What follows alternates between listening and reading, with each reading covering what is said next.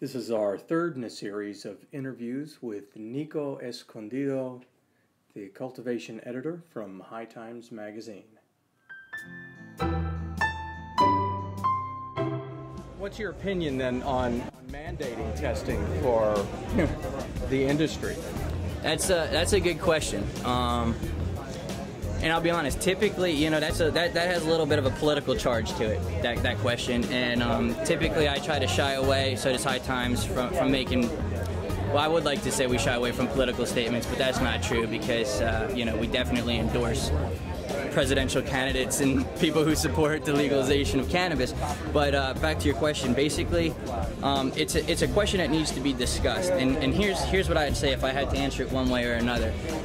To legally mandate it for all growers, which is how I think you phrased the question, that's an iffy topic, because you have home growers who want to do their own thing, and of course we all want to support freedom and liberty, and you know, that's their choice.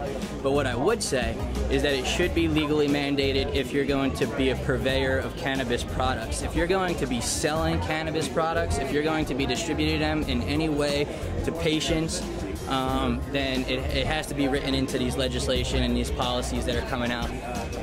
Just because what I said before, I mean, we're talking about medicine, we're talking about patients who are already ill, and to give them anything that's less than, you know, highest quality is not fair. So that's something that I hope that politicians, you know, start to take into account when they write this legislation and pass these bills. Because a lot of them really don't know. They only know, okay, you know, it's good for these children now. That's really what they're saying. It's good for the epileptic children and the CBDs, and they're just starting to get it. But they don't have guys like you guys, you know, and this is what I tell all the labs I work with. They say, you know, if you can, get involved, man. Get involved in your community, with the political movement, with your local government, and try to educate them.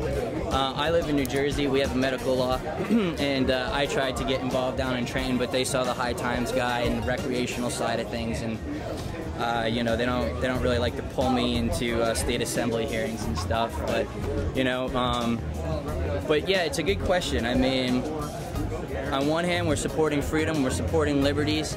So I don't want to see just a small guy, you know, at home with maybe 4 plants in his closet. You know, that's him. If that's his head stash and he wants to do what he wants to do, that's fine. I don't think he has to. We should force anybody.